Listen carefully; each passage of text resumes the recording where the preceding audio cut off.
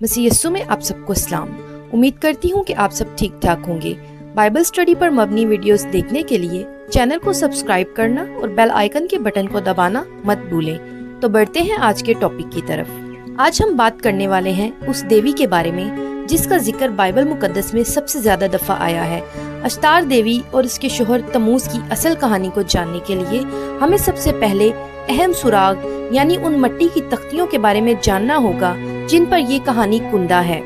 1993 से लेकर 1996 के दरमियान यूनिवर्सिटी ऑफ पेंसिल्वेनिया की टीम खुदाई कर रही थी तो उन्हें निपर के मंदिर से, जो कि मौजूदा इराक में मौजूद है, मट्टी की कुछ तख्तियां मिली।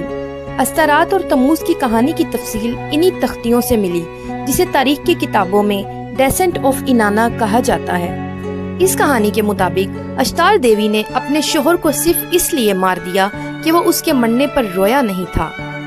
इसके मुताबिक अश्तार देवी मलका थी, पावर उसके खून में थी। उसकी बहन इराश्कीगल मौत की रानी थी। अश्तार उससे ताज छीनने पाताल गई, मगर उसे उसकी बहुत बड़ी कीमत चुकानी पड़ी। पाताल पहुंचने के लिए उसे 7 दरवाजों में से गुजरना था और उन 7 दरवाजों पर उसे कुछ न कुछ देना था। सो उसने अपना ताज, अपने गले और कानों के जेवरात सब कुछ लुटा दिया। आखिरी दरवाजे पर उसे अपना लिबास तक देना पड़ा और वह बरहना पाताल में दाखिल हुई और उसकी बहन ने उसे मारकर उसकी लाश 3 दिन के लिए लटका दी। अश्तार मरी तो दुनिया रुक गई। कोई बच्चा पैदा न हुआ, कोई फसल न उगी। देवता घबरा गए। उन्होंने पानी छिड़ककर अश्तार को जिंदा किया, पर अब वो लम्हा आने वाला था जिसने सब कुछ बदल दिया। पाताल का असूल था कि अगर किसी को बाहर जाना है तो उसकी जगह किसी और को आना पड़ेगा। अब जब अश्तार वापस आई और सामने शोहर तमूज खड़ा था, ताज पहने मुस्कुरा रहा था, जश्न मना रहा था, अश्तार की आंखें लाल हो गईं। उसने उंगली उठाई और कहा, पकड़ो इसे। शैतान दौड़े और तमूज को घसीट कर पाताल ले गए। यहीं से शुरू हुआ मौसमों का सौदा। इस कहानी के मुताबिक जब शैतान तमूज को पकड़ रहे थे तो उसकी बहन चीखी कि आधा साल मैं लेती हूँ। उसका नाम गश्ती नाना था। तब मुआहिदा हुआ कि 6 महीने तमूज पाताल में रहेगा और जमीन पर गर्मी और कहत होगा।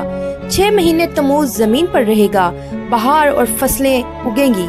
पुरानी मिथोलॉजी के मुताबिक यही मौसमों का राज था। इसी वजह से कदीम मेसोपोटामिया में हर साल गर्मियों में औरतें तमूज की मौत पर नोहा करती थीं। इस मातम का जिक्र बाइबल मुकद्दस में भी मौजूद है। मुलाहजा कीजिए हिजकियेल की किताब 8 बाब 14 आयत। फिर वो मुझे खुदावन के घर के दरवाजे पर ले गया जो शुमाल की तरफ था, और क्या देखता हूँ कि वहाँ औरतें बैठी हैं जो तमूज के लिए नोहा कर रही हैं। इन कहानियों को चाहे जितनी भी तफसील से बयान किया जाए, ये सब किस्से कहानियाँ ही हैं। हकीकत का इसके साथ कुछ ताल्लुक नहीं। पुराने वक्तों में साइंस नाम की कोई चीज नहीं थी। लोग मौसमों के बदलने का राज नहीं जानते थे। इसी वजह से ये कहानी बहुत मशहूर हो गई और इसने बहुत से लोगों को गुमराह किया। इन सब किस्से कहानियों का मुंह तोड़ जवाब बाइबल मुकद्दस में मौजूद है। The book of Genesis chapter 8 verse 22। बल्कि जब तक जमीन कायम है, बीज बोना और फसल काटना, सर्दी और तपश, गर्मी और जाड़ा, दिन और रात मौकूफ न होंगे। इसी तरह इस्तिस्ना चैप्टर 11 वर्स 14 में यूं लिखा है, मैं तुम्हारे मुल्क में ऐन वक्त पर पहला और पिछला मी बरसाऊंगा ताकि तू अपना गल्ला और मैं और तेल जमा कर सके। जकरिया 10 बाब उसकी पहली आयत में यूं मरकूम है, पिछली बरसात की बारिश के लिए खुदावन से दुआ करो। खुदावन से जो बिजली चमकाता है वो बारिश भेजेगा और मैदान में सबके लिए घास उगाएगा। इन सब हवाला जात से ये बात साबित होती है कि तमाम मौसम खुदा ने बनाए हैं और सब कुछ एक ही तरतीब में सेट कर दिया है। ये सब खुदा की बनाई हुई तरतीब से चल रहा है, किसी देवी देवता के जिंदा होने या मरने से नहीं। खुदा आप सबको बरकत दे। आमीन।